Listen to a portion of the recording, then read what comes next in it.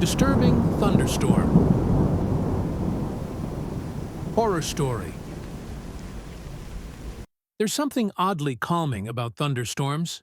At least, that's what Lily used to think. Growing up in the rural countryside, thunderstorms were a common occurrence. The lightning cracked through the sky, illuminating her quiet little town, while the deep rumble of thunder rolled over the open fields. To her, the storms were nature's lullaby, soothing in their own way. That all changed one fateful summer night. Lily lived on the outskirts of a small, isolated town called Thornfield, known for its endless rows of cornfields and the eerie, abandoned barn just a few miles outside the town limits. The barn had long since become a place of legend. Rumors swirled about the strange occurrences and tragedies that had happened there. Local teenagers would dare each other to visit it during thunderstorms, claiming that strange noises could be heard echoing from within its weathered wooden walls. But Lily, being 28 and far beyond her teenage years, had no interest in ghost stories. She lived alone in a quaint farmhouse, passed down through generations of her family. It was on a humid summer night, during one of the most intense thunderstorms Thornfield had seen in years, that Lily learned the true horror thunderstorms could bring. The night began like any other. Lily was lounging in her living room, the sound of raindrops tapping against her windows creating a rhythmic hum. Lightning lit up the sky, casting strange shadows across the old wood-paneled walls. Her old beagle, Rufus, lay lazily by her feet, his tail occasionally twitching in his sleep. As the storm grew fiercer, the power went out. That wasn't uncommon during storms this intense. Lily sighed, grabbing the flashlight from the drawer in the kitchen. She didn't mind the dark. She was used to it, having grown up in this house, which was nestled deep in the woods. The trees outside whipped in the wind, branches scratching against the roof, almost like skeletal fingers trying to claw their way in. As she prepared to settle in for the night, a loud, piercing noise cut through the air. It wasn't the sound of thunder, nor was it the howling wind. It was something else entirely, a high-pitched screech, almost like the grinding of metal. Lily froze, the hairs on the back of her neck standing up. Rufus, who had been peacefully asleep just moments before, sprang up with a low growl, his ears perked. He stared at the front door, his lip curled, a deep growl rising from his throat. Probably just the wind, Lily muttered to herself, though the pit in her stomach said otherwise. She walked over to the door, flashlight in hand, and peered through the peephole. Outside, the storm raged on, but there was no one there. Nothing but the empty driveway and the bending trees. She was about to turn away when she heard it again, that awful bone-chilling screech, like nails being dragged across steel. This time, it was louder, closer, as though it were coming from within the house. Lily's heart raced as she turned toward the living room. She scanned the dimly lit space, her flashlight beam bouncing off the walls. Everything seemed normal, until her eyes landed on the old family portrait above the fireplace. The glass covering the portrait was cracked, but what caught her attention wasn't the crack itself. It was the reflection in the broken glass. There, standing just behind her, was a figure. Tall, gaunt, and barely human. The flashlight flickered as a surge of fear coursed through her body. Slowly, she turned around, expecting to see the figure standing right in front of her. But there was nothing. Just the empty room and Rufus growling at the shadows. Her breath hitched. Did I imagine it? She thought, her heart thundering louder than the storm outside. But the screeching noise, the reflection, it had felt so real.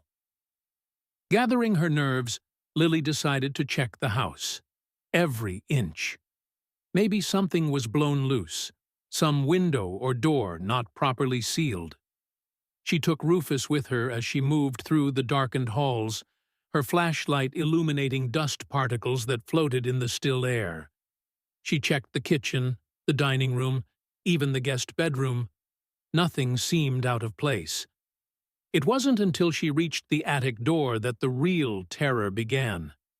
The attic door was slightly ajar, swaying ever so gently as if something had just moved past it. Lily had never been fond of the attic. It was filled with old, forgotten family heirlooms, covered in dust and cobwebs, but nothing that should have been disturbed. Creak! The door moved again, a little wider this time, revealing the pitch-black interior of the attic. Thunder rumbled through the house, shaking the walls. Rufus whimpered, backing away. Lily swallowed the lump in her throat and stepped closer. "Hello?" she called out, half hoping for a response, half dreading one. The attic responded with silence. With trembling hands, she pushed the door open fully. Her flashlight beam sliced through the dark, revealing nothing but old boxes and an array of forgotten junk. She took a step inside, her heart hammering against her chest. Suddenly, there was a deafening crash, as though something heavy had been thrown across the room. Lily jumped, nearly dropping her flashlight. She whipped the light around, scanning for the source of the noise. Her eyes landed on a large trunk that had been upended in the far corner, its contents spilling out onto the dusty floor. But the lid of the trunk hadn't just been thrown open. It had been ripped off its hinges, as though something, or someone, had torn it apart with brute force. Lily's breath came in shallow gasps. This wasn't normal. Something was wrong. Terribly wrong. And then she heard it again, the screeching noise. But this time it wasn't coming from inside the house. It was coming from outside, beyond the windows, beyond the trees. Her blood ran cold as the realization hit her.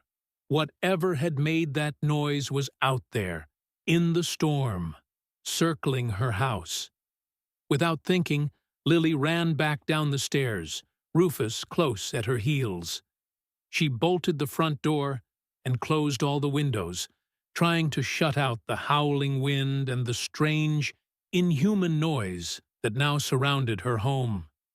She grabbed her cell phone, but there was no signal. The storm had knocked out all communication. She was completely alone. Or so she thought. As the night wore on, the noises intensified.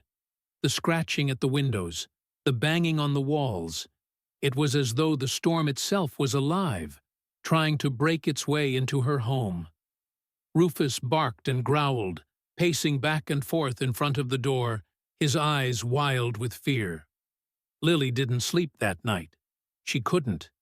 Instead, she sat in the dark, clutching her flashlight and a kitchen knife, listening as the storm raged outside, and the unnatural screeching noise grew louder and more desperate. Then, just as suddenly as it had begun, the storm stopped. The wind died down, the rain ceased, and the thunder faded into the distance. The house was eerily quiet. Lily waited, listening, but all she could hear was the sound of her own breathing. Morning came, and with it, the light of day. But the terror of the night before lingered in the air like a heavy fog. When she finally summoned the courage to step outside, she found her yard torn apart. Trees uprooted, the ground scarred with deep gashes, as though some massive creature had clawed its way across the earth. But the most disturbing discovery came when she walked around the side of the house. There, scratched into the wooden siding, were deep, jagged marks, claw marks, accompanied by a single word, carved in letters as tall as she was. Soon. Lily moved out of the house that same day, leaving Thornfield behind. She never spoke of what happened that night, and the locals never asked. But every year, when the storms returned to the countryside, Whispers of that night circulate among the townsfolk. Whispers of the screeching noise, the claw marks, and the promise left behind by whatever was lurking in the storm.